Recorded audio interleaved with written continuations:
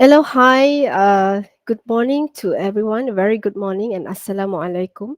My name is Dr. Roslizawati binti Taib, and today I'm going to present the topic of my research is the impact of social media on Malaysia's political landscape post 14 general election. So this presentation actually for International Conference on Islamic Research in Management Education, Social Science and Technology 2022. So as an introduction, I'm going to talk about the background of the research. So the results of Malaysia's 14th general election in 2018 shows that democracy is being nurtured. However, it is not an exaggeration to say that as a result of changing voting patterns, the people have begun to shift into the people into voting patterns. The people have begun to shift into a new political phase, which is a liberal democratic system that differs significantly from the Malaysian race-based politics that were previously practiced. It is also clear that the role of the media plays an important role in shaping political change, particularly in providing voters with information before the announcement of elections results. Not only that, but the media also acts as a balancing agent for change in political involvement, not just among certain races, but also across racial and age boundaries. So the explosion of globalization has changed Malaysia's political landscape due to the role of social media, which is more global and open, including Facebook, Twitter, Instagram, Telegram, and blogger sites through the YouTube applications, which criticizes openly and political debates over racial and religious issues continue to divide political parties. Nevertheless, many studies also shows that the role of youth in politics is declining. This is because the process of political socialization is often marked by racial and religious issues that are often a concern and discussed in on social media. Next, I'm going to discuss on the statements for this research. So, in today's era of globalization, the internet and digital media are no longer new to the emergence of a new policy, particularly when it comes to addressing any contemporary political issues. If new media, for example, including social media, has become a significant medium that has contributed to a revolution in political communication, either oral or written. Thus, it can be considered the most powerful and effective intermediary in conveying and expressing political views, either from the government to citizens or vice versa. However, social media is often exploited and abused by certain parties until there is a misinterpretation of the message conveyed in the media platforms involved. Some studies also prove that the media encourages people in a country to participate beyond the norms or habits, especially young people who easily move in groups to provoke. This is because the unlimited use of the internet and social media allows individuals to write and post all their opinions openly without hindrance. So the new political landscape is actually reflected in linking general elections with new media, because YouTube, blogs, Facebook, and Twitter have been made the main platform that is not only easy and cheap but also contemporary, in line with the current thinking of Generation Y. So it is not surprising at all if this new media began to be popular among the group earlier during the 13 general elections. So next, I'm going to highlight the objectives of this research. So this article actually aims to examine the dynamics of youth political perception affected by exposure of the media, the implications that have been reflected over the political crisis that arise when the collapse of Pakatan Harapan and the formation of a new coalition by several parties who tried to form a new government. Incitement and hatred based comments made online, whether by netizens, political parties, or politicians, to defeat their opponent party, have become one of the most influential factors affecting Malaysia's political stability and government effectiveness. As a result of those factors, Malaysia's perception of the uh, Pakatan Harapan government have shifted. So the result of the government selection process should not be based solely on the percentages of Malaysians who use social media excessively during the 14th January election. This is because the implications provided by social media have also been focused on the political cultural aspect, particularly young people who are seen to be more inclined to lies, hatred, and incitement culture due to netizens' digital role. Therefore, this study is to investigate and determine the impact of social media on the political participation of young Malaysians who are more likely to spread hate, deception, incitement, humiliation, and hatred. Furthermore, moral issues among political leaders, particularly in mid 2020, have undermined people's trust in politics and national leadership. The same scenario occurs during the unprecedented political turmoil amid COVID 19. So, for the literature review, media issues have been exploited, by certain parties are indeed an inevitable issue when communication becomes more complicated. And this is according to Macquell, 1987. So, to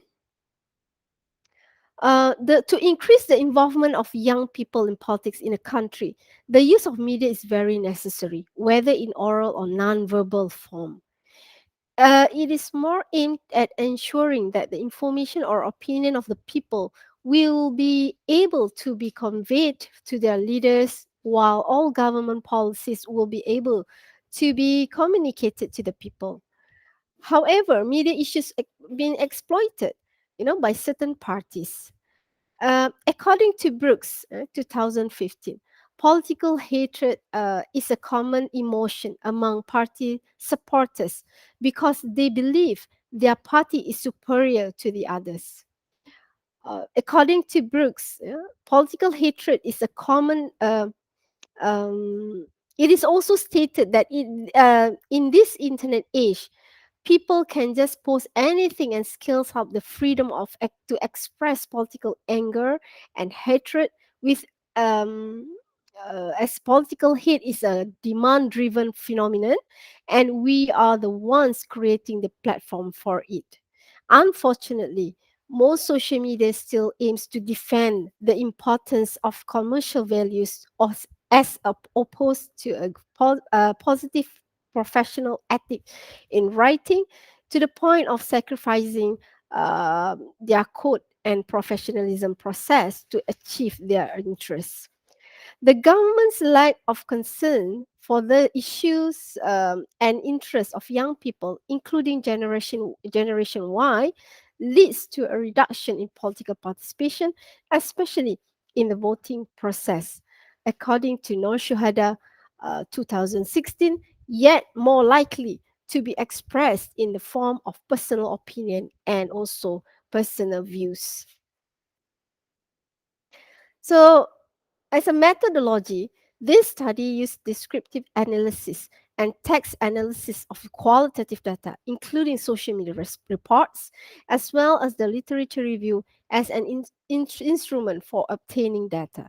Data obtained through content analysis methods from primary sources of various mass media sources such as books, journals, and especially online sources are used to obtain information.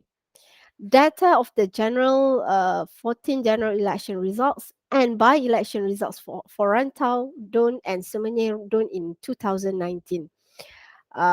Therefore, to obtain data that can be used as material to analyze the Malaysian political phenomenon post 2018 general election, selected social media sites, including Facebook and well-known Malaysian political blogs, will be used.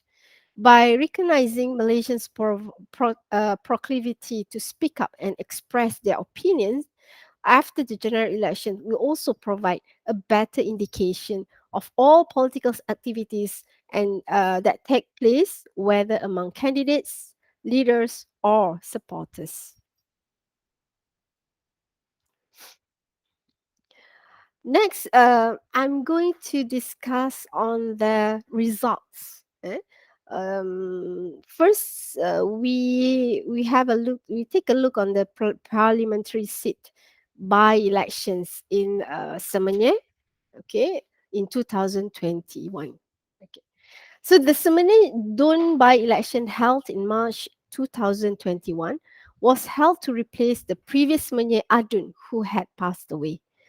So many hateful and seditious comments circulated on social media, particularly Twitter, after came to power and before the Semenyih by-election. Social media, which is a platform that contains elements of hatred for individuals associated with a political party, is no exception. It is the most prevalent in Malaysian society, where humiliation and hatred have reached the point of challenging the Malay king's sovereignty. When the party jump issue arises in PH political leadership, many harsh words are uttered by staunch supporters from specific leaders or parties as a sign of rage and dissatisfaction. So the hatred mode that is being spread through social media is not only written by ordinary people, but there are also hateful comments that come from politicians, either from the government or the opposition parties. Next is a parliamentary seat by election Rantau in 2019. So during the Rantau State Legislative Assembly Dun by-election campaign in April 2019, we can see that many campaigns and people's points of view attempted to sway voters' minds.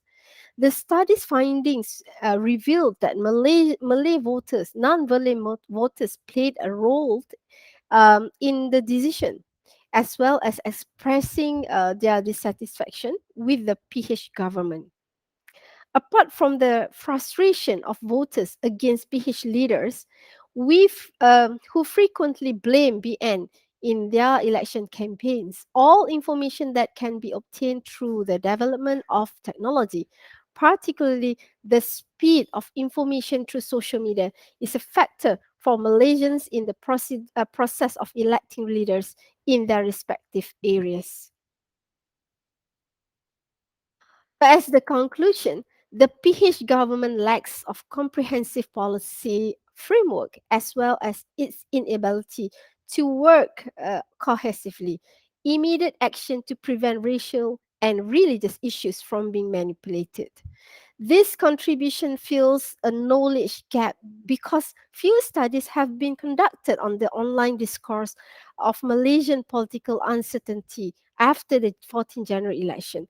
There is currently no research on the relationship between political uncertainty situation in Malaysia from the perspective of Malaysian netizens and politicians with the spreading messages or comments of hatred online. Even though there are many comments or postings on the internet, comments about racial and religious sensitivities have a significant impact. Comments or postings from various parties on social media have become one of the most influential factors actually affecting the political stability, and also the government effectiveness of a country. So that's all from me. Thank you so much. Thank you for listening. Have a good day.